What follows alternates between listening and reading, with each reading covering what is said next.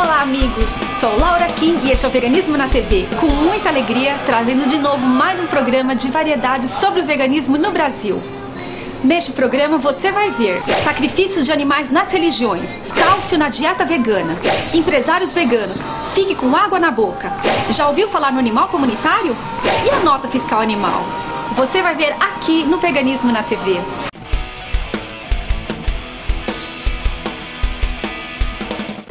Sacrifício de animais nas religiões, um tema polêmico. A Constituição brasileira protege a liberdade de culto e de crença, conflitando com a Lei Federal de Crimes Ambientais, que resguarda animais contra maus tratos, mesmo aqueles destinados à indústria alimentícia. Esta semana, a equipe de Veganismo na TV presenciou um ato de sacrifício de animais na zona sul de São Paulo, próximo ao metrô Saúde. Conversamos com vizinhos e moradores da região que expressaram seu ponto de vista sobre o assunto. A minha opinião, assim, eu falo pra você, eu acho super contra você pegar qualquer tipo de animal e você tirar a cabeça, uma perna, o que seja. Eles não merecem maltrato. A mesma coisa quando você vê uma pessoa na rua que ela tá machucada, você não merece ver aquela pessoa que tá machucada. Então você tem que o quê? Cuidar e não pegar um animal, qualquer tipo que seja, e fazer isso. Então eu sou totalmente contra. Quem fez isso não tem um amor, não tem um sentimento dentro dela mesma. É uma pessoa que sem vida, e acho que para fazer isso com uma pessoa, ela não tem vida dentro dela. Já é uma pessoa oca, porque pessoas que têm um amor não faria isso, jamais. E essa é a minha opinião.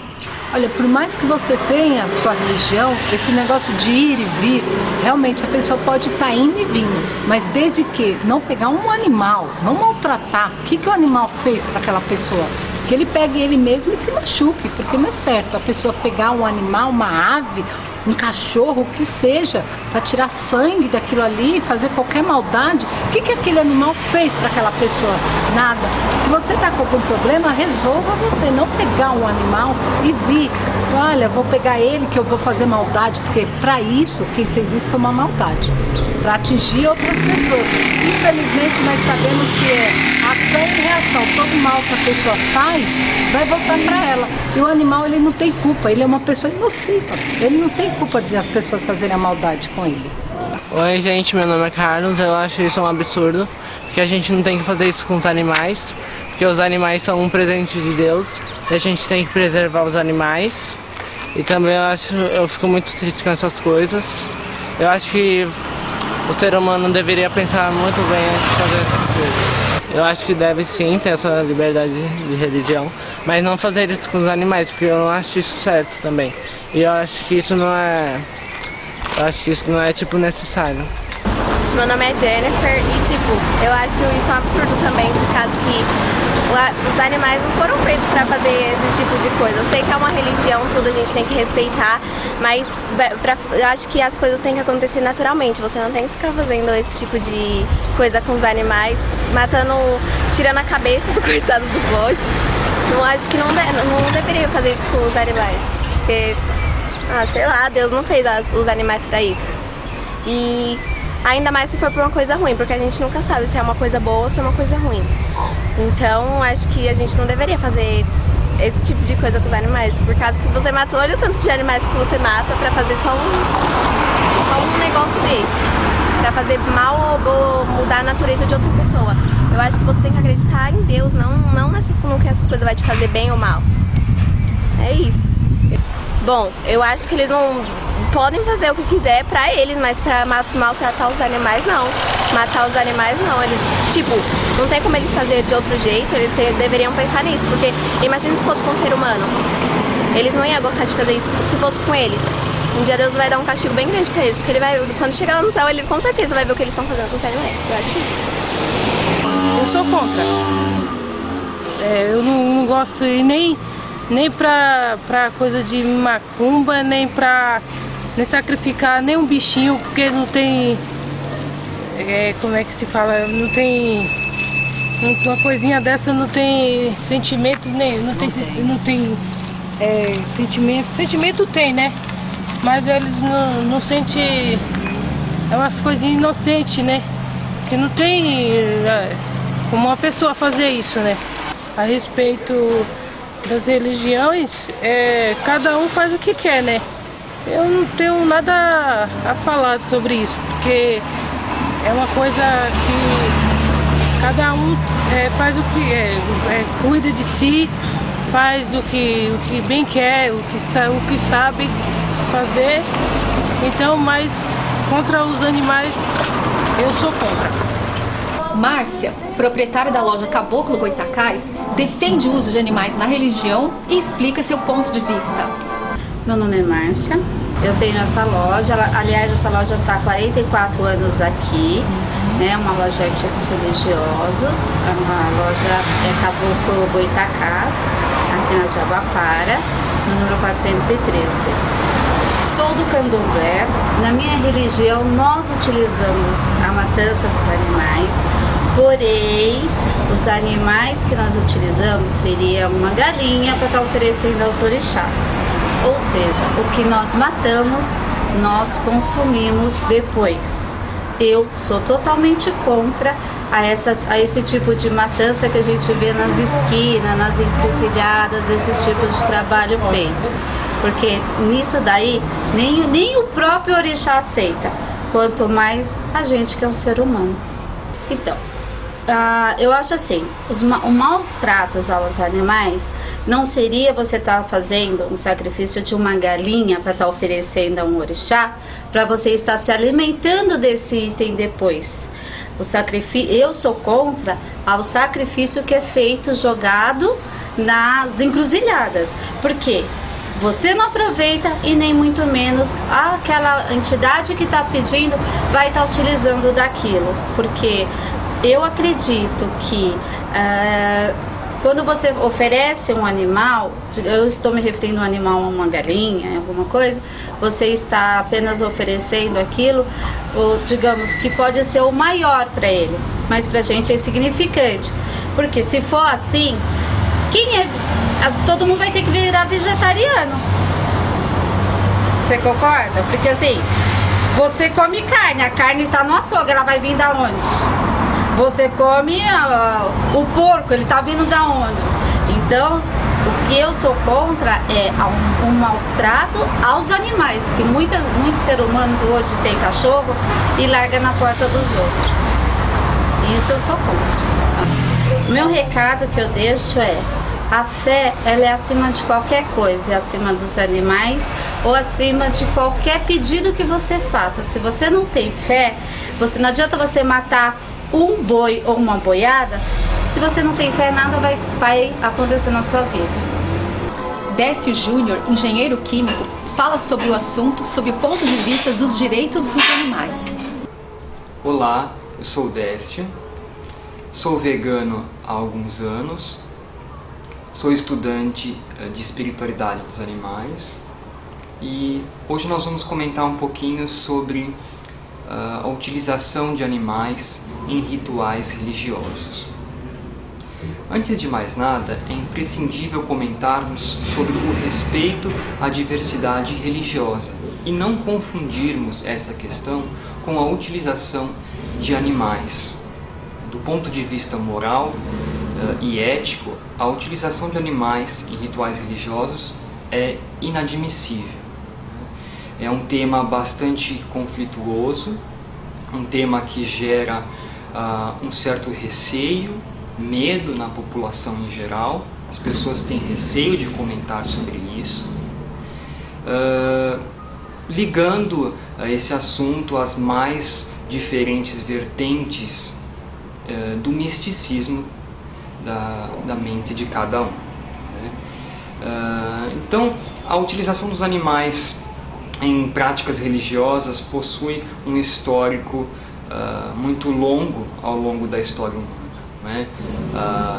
Na própria Bíblia, nós podemos identificar diversos trechos e relatos que fazem apologia ao sacrifício, a uma figura superior que exige o sacrifício de seres sencientes, seres com sistema nervoso, que são os animais. Temos também um histórico em várias vertentes religiosas do mundo, como o judaísmo, islamismo, hinduísmo, né? Então, o que a gente observa é que no passado o homem tinha muita obsessão em se demonstrar ligado a um certo vínculo de espiritualidade através do derramamento de sangue, do sacrifício. E, ao mesmo tempo, é impressionante constatar que essas práticas, após milênios, ainda estão presentes nos dias atuais. Muitas pessoas utilizam de vidas inocentes para executar esses sacrifícios, né? E fundamentando essa questão no princípio de bioética, que direito temos nós sobre a vida animal, utilizando, desperdiçando a vida de um animal para uma oferenda, para tirar o seu bem maior, que é a vida. Eu não gosto de sofrer, as pessoas não gostam de sofrer. Então, qual é o motivo para utilizar do sofrimento para alcançar qualquer conexão que seja com a dita espiritualidade? Então, nós estamos em um caminho de desenvolvimento moral e ético. A humanidade, a passos curtos, caminha em meio a esse desenvolvimento moral, e isso faz com que as pessoas que já tenham associado os animais como seus verdadeiros semelhantes questionem cada vez mais essas práticas, abominem as manifestações religiosas que utilizam animais em sacrifícios, né? E as religiões têm realmente esse histórico fundamentado, né, em sacrifícios, muitas delas, só que nós também temos de lembrar dos registros religiosos que também remetem à paz entre humanidade e os animais, né? Então, Mahatma Gandhi já dizia que o progresso, no caso o progresso moral de uma nação, depende da forma como essa nação trata os animais. Então, temos outras referências, né? São Francisco de Assis, por exemplo, é muito referenciado como o protetor dos animais, né? E, a título de curiosidade, a primeira frase da oração de Francisco de Assis é: Senhor, fazei-me um instrumento de vossa paz. Então, que paz é essa que seria conquistada com sacrifício de animais? Precisamos ter essas informações em mente, né? O estudo das religiões é importante para que tenhamos base do quanto cruel já fomos em nome de um misticismo, às vezes associado a dogmas que precisam ser questionados. E as pessoas têm muito receio disso. Eu não vou opinar sobre esse assunto ou me expor sobre esse assunto porque é uma oferenda religiosa, é liberdade de expressão religiosa. Que não estejamos confusos em relação a esse conceito, né? Na própria legislação, essa situação é bastante conflituosa. Nós temos a lei federal contra maus tratos e, ao mesmo tempo, a lei de liberdade religiosa. Só que há uma necessidade de evolução em relação a esse quesito, porque a liberdade religiosa deve ser defendida desde que obedeça a princípios éticos e princípios morais. E para que isso aconteça, nós temos de nos engajar para o processo de evolução moral. Muitas pessoas que praticam essas atividades comentam: mas o animal que eu estou utilizando para sacrifício, ele também é utilizado para a alimentação. Então, se nós já estivéssemos evoluídos ao ponto de considerar que os animais não são alimentos e têm direitos e devem ser respeitados, essas práticas religiosas que que envolvem animais com certeza seriam extintas, seriam abominadas pela população em geral. E não é isso que nós observamos no atual momento. O animal é tratado como propriedade, tratado como mercadoria, não respeitado do ponto de vista de senciência, né?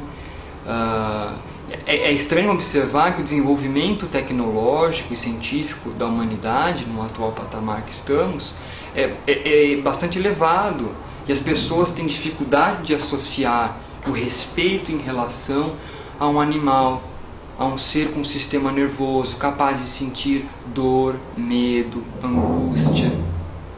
Então, essa associação moral faz com que o nosso desenvolvimento ultrapasse o nosso próprio umbigo, considerando os animais como portadores de direitos, como seres que devem ser respeitados.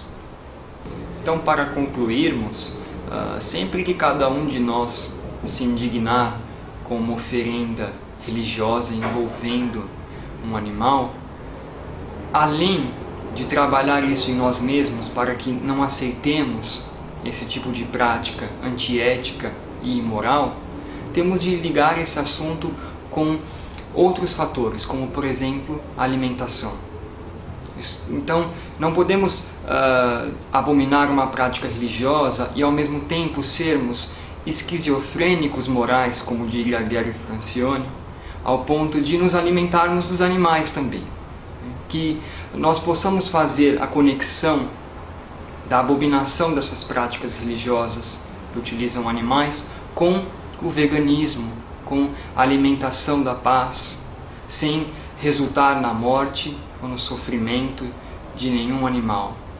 Então, que nós possamos evoluir além do especismo, que nós possamos tratar os animais como nossos semelhantes e que possamos caminhar ao longo desse progresso moral que tanto estamos atrasados.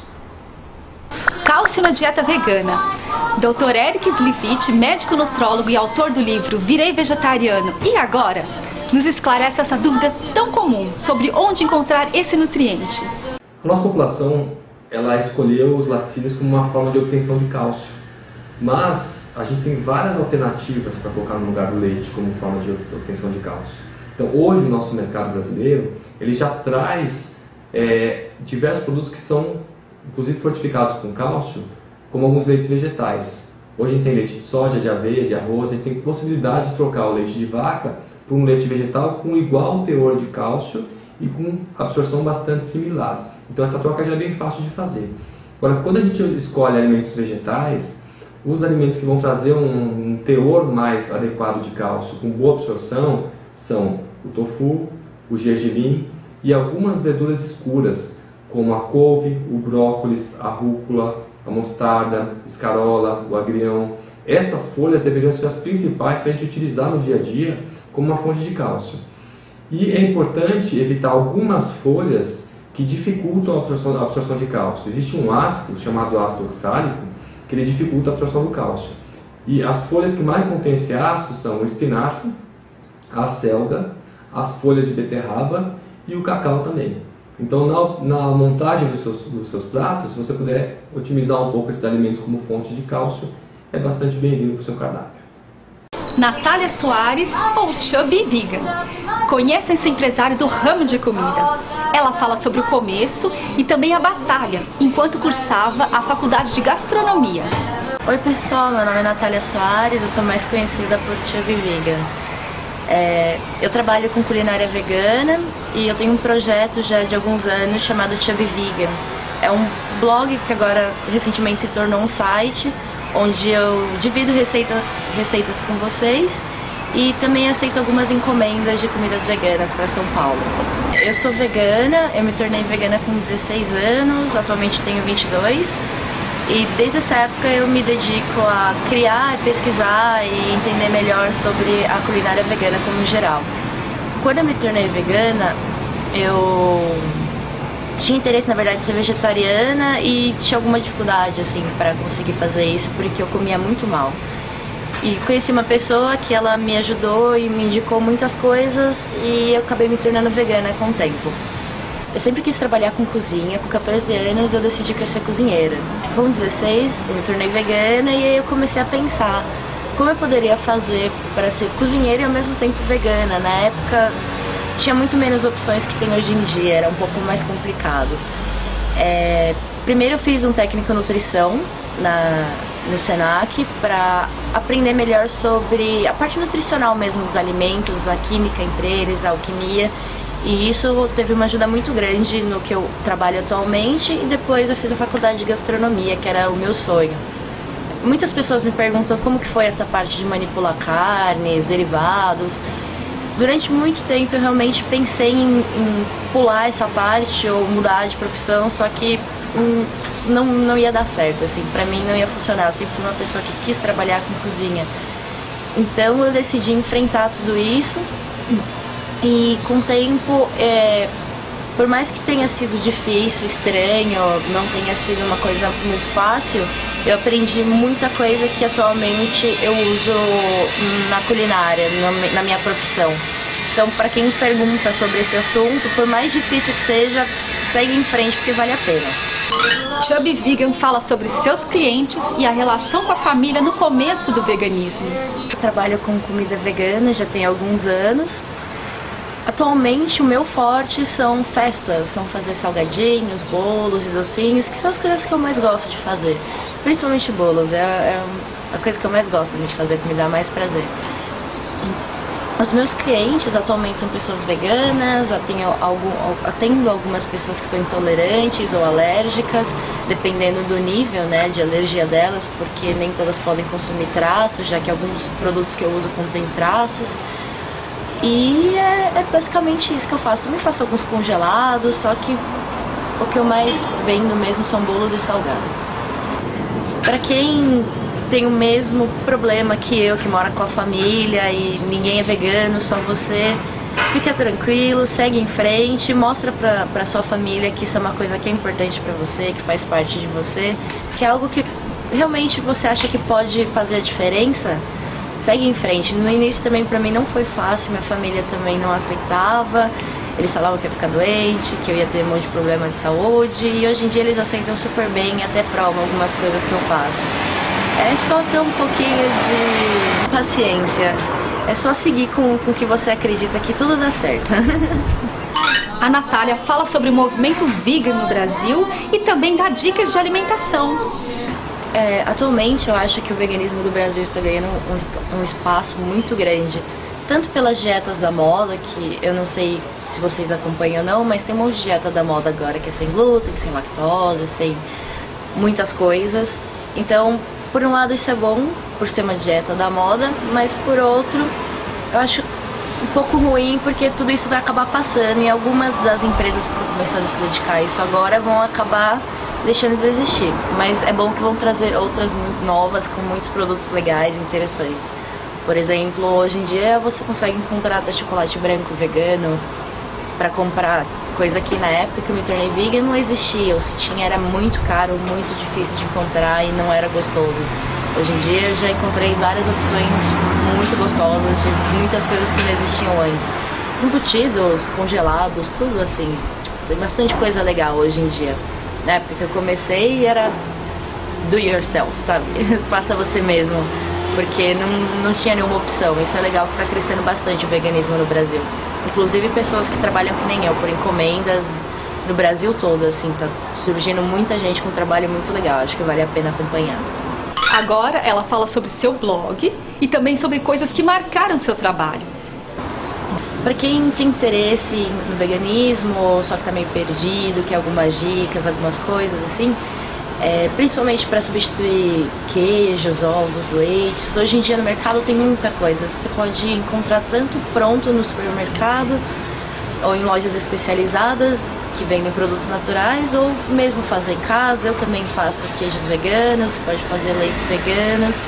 Tudo isso à base de castanhas, sojas, grãos, aí depende do seu gosto pessoal, o valor que você tem disponível para gastar com isso, vai de você. É só pesquisar, gente, na internet tem muita informação, no meu blog tem muita informação. Eu tenho alguns vídeos no YouTube que ensinam a fazer também leite de vários tipos de castanhas, como aproveitar o resíduo delas, como substituir ovos. Tem muita coisa mesmo na internet, gente. É só pesquisar que vocês vão achar basicamente tudo. Para quem tem curiosidade em conhecer melhor o meu trabalho do Chubby Vegan, já tem 6 anos que eu trabalho com isso. O blog mesmo, ele tem 4 anos, que eu comecei o projeto em 2010, mas ele só foi ficar maior, um pouco mais conhecido há uns 2 anos.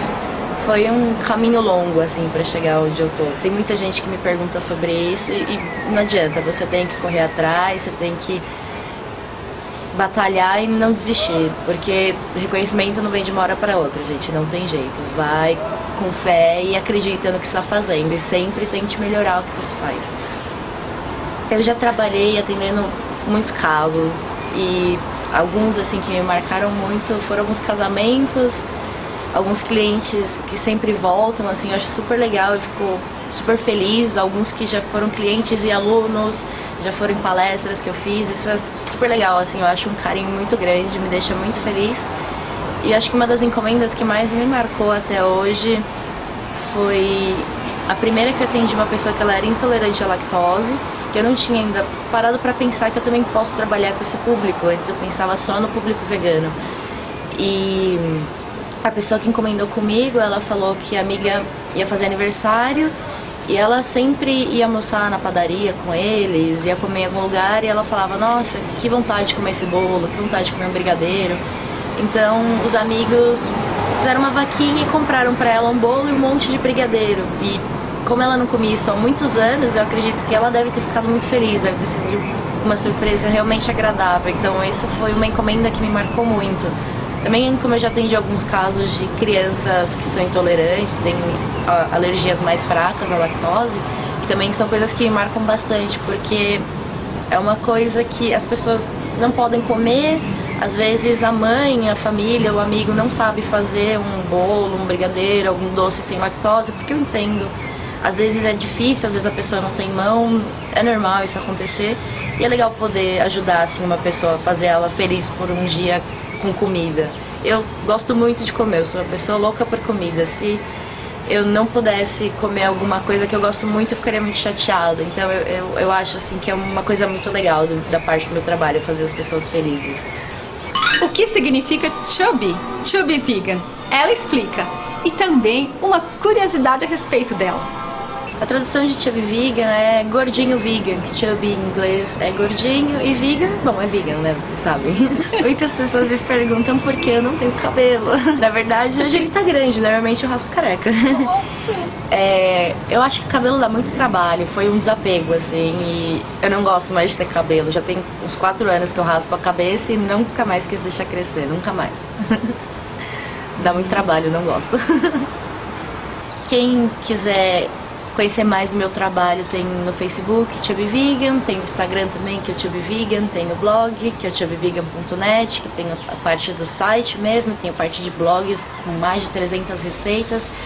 Então, para quem não é vegan também, lá tá cheio de dica, tem um monte de coisa legal para você pesquisar, procurar, olhar, ter ideias. E também, claro, tem o nosso grande amigo Google, que está cheio de dicas para quem quiser se tornar vegan, ou quem já é e tem dúvida e quer aprender coisas novas, gente. Espero que vocês tenham gostado. Obrigada! Nota fiscal animal. Já ouviu falar dessa lei? O deputado Feliciano Filho ensina como utilizar suas compras para você ajudar entidades de proteção animal. A nota fiscal animal, que nós conseguimos também aprovar e sancionar aqui no estado de São Paulo, ela tem sido de grande valia para as entidades de proteção animal, porque além de poderem ter recursos para castrar, identificar e também cuidar dos animaizinhos que estão sofrendo pelas ruas, diminuiu a dependência de dinheiro público, de ficar pedindo para as prefeituras, ou seja, para o Estado. Elas estão conseguindo prover o seu próprio trabalho em função da nota fiscal paulista. E você pode ajudar, qualquer pessoa pode ajudar. É só recolher a nota fiscal paulista e entregar para uma entidade que seja da sua confiança. Você não pode colocar o seu CNPJ, mas se você entrar no site, no meu site, que é Feliciano Filho, www.felicianofilho.com.br, lá está tudo explicadinho, passo a passo, como você deve fazer para poder contribuir com a sua entidade, a entidade de sua preferência. E o mais importante, você poderá ajudar os animais sem botar a mão no bolso. Então essa lei, ela está gerando uma independência, as entidades estão muito felizes e tem entidade que está trabalhando direitinho, está conseguindo um bom recurso e está ficando totalmente independente financeiramente. Já ouviu falar no cão comunitário? Vamos entender com a advogada Gisele Teixeira, que ensina sobre como proteger cachorros e gatos nas ruas, mesmo sem um lar. Desde 2008, nós temos uma lei, a Lei 12.916, que criou a figura do animal comunitário. Animal comunitário é o cão ou gato, geralmente, que se instala numa rua, numa praça, é alimentado pela comunidade e cria um laço de compaixão e de amor ali com as pessoas que moram próximo daquele local. Esse animal é protegido então por lei. Ele deve ser registrado no Centro de Controle de Zoonose da sua cidade. Existirá uma pessoa que ficará como responsável por este animal, que deverá então ser castrado, vacinado, vermifugado e terá uma casinha para ele nessa praça ou nessas calçadas, tendo liberdade então ali de conviver com as pessoas e com as crianças da comunidade. Então não se esqueça disso, existe uma lei que protege esse animal que vive na rua. Este animal que vive nas ruas, que não foi adotado, que não possui um lar, ele deve ser tratado com dignidade também. Então não é caso de chamar o Centro de Controle de Zoonoses, muitas vezes, né? O ideal é que as pessoas então acolham esse animal ali na comunidade mesmo, porque ele tem direitos através dessa Lei 12.916 de 2008.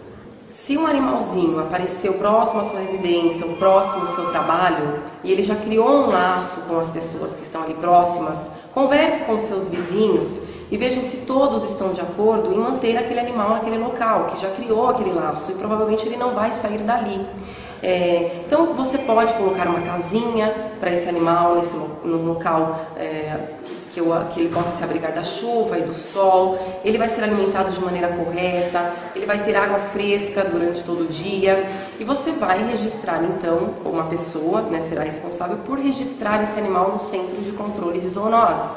Essa pessoa que vai registrar o animal no Centro de Controle de Zoonoses será o responsável legal por esse animal.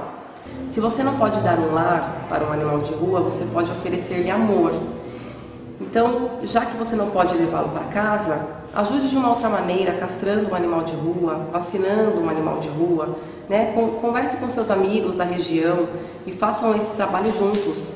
Infelizmente não existe lares para todos os animais e eles precisam de ajuda, eles precisam de amor, de carinho, de afeição.